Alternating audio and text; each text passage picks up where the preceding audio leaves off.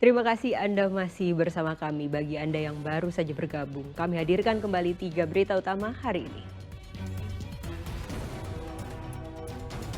Ratusan massa berunjuk rasa di depan kantor Bupati Pemalang menuntut tempat hiburan malam tidak beroperasi selama bulan Ramadan.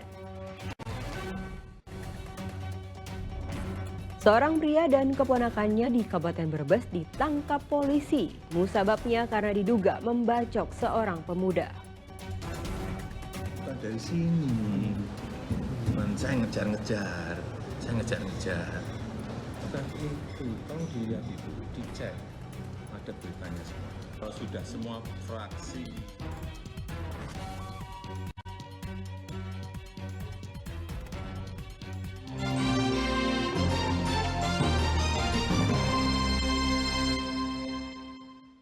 Seorang pria dan keponakannya di Kabupaten Brebes ditangkap polisi. Keduanya diduga membacok seorang pemuda.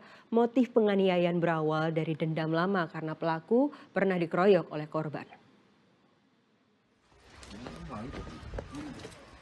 Dua terduga pelaku pembacokan terhadap seorang pemuda yang tengah mengendarai sepeda motor bersama kekasihnya di sebuah gang perkampungan ditangkap petugas gabungan Resmo Polres Brebes dan Polsek Wanasari.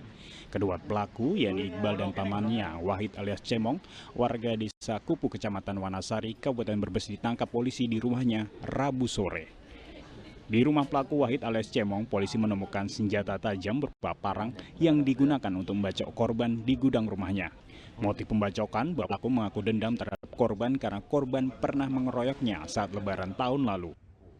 Namun sepulang dari silaturahmi, itu setelah melewati jalan tersebut dihadang beberapa pemuda. Terus Kemudian salah satu dari pemuda tersebut melakukan pemukulan yang dikenal oleh saksi adalah saudara Iqbal. Akhirnya terjadi perkelahian antara si korban Anwar itu, namun Iqbal kalah. Akhirnya temannya sendiri, teman dari saudara Iqbal, dari pelaku itu, pelaku juga si Cemong itu merupakan paman dari saudara Iqbal, menyabetkan sebuah parang yang mengenai kepala dan jari kanan. korban mengalami luka, Pak? Korban mengalami luka di bagian kepala itu selebar 10 cm, kemudian di jari kelingking dan jari manis. Akibat perbuatannya, kedua pelaku dijerat pasal 170 KUHP dengan ancaman hukuman 5 tahun penjara. Sementara korban, Ade Anwar Sugbeki, mengalami luka bacok di kepala dan 2 jarinya. Korban harus menjalani perawatan intensif di Rumah Sakit Bakti Asih Brebes. Sugi Hartono melaporkan dari Kabupaten Brebes. Para pelaku usaha transportasi darat di Kabupaten Semarang menjerit akibat sepinya pesanan bus. Kondisi ini berlangsung sejak pemerintah memangkas anggaran.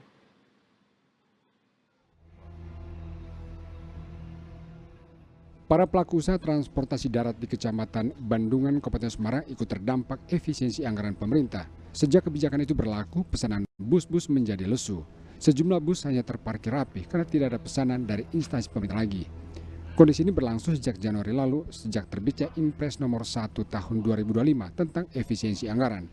Padahal selama ini instansi pemerintah menjadi salah satu pangsa pasar yang sering memanfaatkan jasa mereka. Pesanan dari instansi pemerintah sebelum kebijakan dikeluarkan akhirnya juga dibatalkan.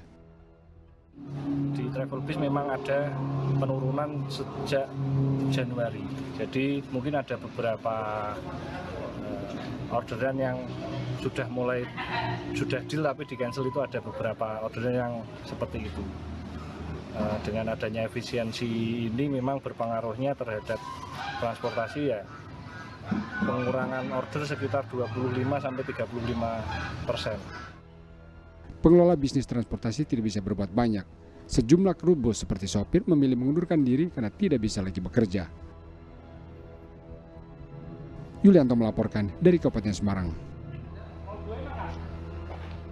Ketua Dewan Ekonomi Nasional Luhut Binsar Panjaitan menyampaikan kepada para kepala daerah saat retret di Akademi Militer Magelang perihal perkembangan ekonomi Indonesia, khususnya potensi relokasi industri tekstil dan alas kaki dari Vietnam. Ia menyebut jumlah daerah di Pulau Jawa bakal jadi tujuan dan akan menciptakan 1 juta lapangan kerja. Mengenai perkembangan ekonomi Indonesia, mengenai potensi relokasi industri TPT, tekstil, sepatu dari Vietnam yang sekarang sedang berproses. Mereka akan masuk banyak ke daerah-daerah di Jawa Tengah, Jawa Barat, Jawa Timur. Bisa menciptakan lapangan kerja mungkin dalam 1,5 tahun ke depan itu sampai 1 juta sampai 1,5 juta lapangan kerja. Hanya mereka minta tadi mengenai izin AMDAL bisa dipercepat prosesnya. Nah, kemarin sudah kami laporkan pada Presiden dan Presiden merintahkan akan mempercepat, malah tadi sedang kita atur ada 10-15 big investor tadi untuk ketemu menghadap Presiden untuk menyampaikan sendiri permintaan atau keluhan mereka. Yang kedua juga saya sampaikan juga mengenai peluang untuk semikonduktor. Kita sekarang sedang nyari anak-anak muda Indonesia mungkin 100 tahap pertama atau 50-100 orang untuk mulai training mengenai semikonduktor di Singapura. Sedang kita kerjakan. Ya. Wakil Kepala Daerah dari berbagai penjuru di Indonesia mulai berdatangan di Gedung Rindam 4 di Penogoro, Magelang, Kamis pagi.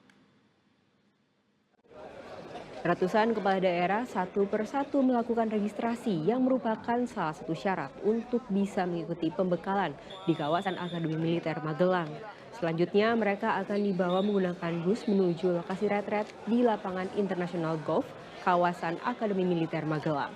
Rencananya Presiden Prabowo Subianto akan hadir untuk mengisi materi bagi para kepala daerah dan wakil kepala daerah. Salah satu wakil kepala daerah yang telah hadir, Wakil Gubernur DKI Jakarta Rano Karno. Ya, physically kita sadar lah, memang pemerintah ini terutama fisik ya, itu yang mesti kita kontrol. Maka nggak aneh kalau tiap hari kita tensi. Dan saya kebetulan memang sangat disiplin untuk itu. Tapi tentu nggak bisa dipungkiri, umur udah 64 kan, jadi yang tidur tuh nggak bisa tidur malam lagi. Artinya relatif persiapan cukup siap. Materi yang akan dibawa nanti, khususnya dari Jakarta ke sini apa nih? Mungkin ada yang ditanyakan. Hari ini bukan materi yang kita bawa, tapi kita mendengar arahannya apa. Kita belum tahu apakah nanti kita harus bikin makalah. Disinilah artinya menjadi apa ya? Memang sistem pembelajaran beda-beda. Lemhanas mungkin beda, kemudian ilmu pemerintahan beda. Di sini juga banyak teman-teman yang dari sipil yang tidak tahu ilmu pemerintahan. Saya pernah mengalami ini 10 tahun yang lalu jadi wakil bupati di Tangerang. Saya belum paham tentang ilmu pemerintahan, makanya ikutlah diklat. Nah ini sebetulnya diklatnya gitu. Ratusan buruh tekstil di Kabupaten Pekalongan dirumahkan karena pabrik dinyatakan pilot oleh pihak Pengadilan Niaga. Pemerintah melalui Kementerian Tenaga Kerja akan berkoordinasi dengan kurator hingga Mahkamah Agung lantaran pabrik sebenarnya masih dalam kondisi sehat.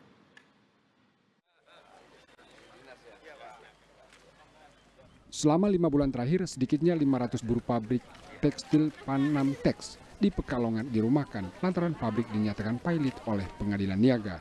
Pabrik dinyatakan pilot setelah gugatan 5 mantan karyawan dikabulkan Pengadilan Niaga Semarang pada bulan September tahun 2024. Wakil Menteri Tenaga Kerja berdialog dengan para buruh. Pabrik sebenarnya masih sehat sehingga layak terus beroperasi. Karena itu pemerintah akan berkoordinasi dengan pihak terkait agar nasib para buruh ini tidak luntang-lantung. Harus berpihak terhadap kondisi yang terjadi kepada kawan-kawan buruh ini. Artinya negara harus hadir, nggak boleh abai. Itu poinnya. Terus langkah-langkah yang akan diambil?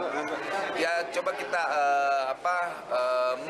mendiskusikan soal ini dengan pihak yang terkait, misalnya manajemen, kurator, bahkan kalau perlu sampai ke Mahkamah Agung lah. Karena ini kan persoalan rakyat, bukan persoalan nasib pohon atau apa. Pohon aja butuh perlindungan bagi manusia. Pak Wamen bisa melakukan komunikasi agar nasib dari kawan-kawan ini tidak terkatung-katung. Sesegera mungkin kasasi itu diputus. Apabila memang pilot, ya kami bisa mendapatkan pekerjaan yang lain dan mendapatkan haknya. Apabila memang perusahaan dinyatakan tidak pilot, ya harapannya kami bisa bekerja dengan baik. Dan apabila selain buruh pabrik Panamtex, pabrik tekstil lainnya yakni pabrik Dupantex juga dinyatakan pilot sehingga ratusan karyawan dirumahkan. Pemerintah berjanji akan menuntaskan masalah nasib buruh di Pekalongan agar mereka bisa kembali bekerja. Kuncor Wijayanto melaporkan dari Pekalongan.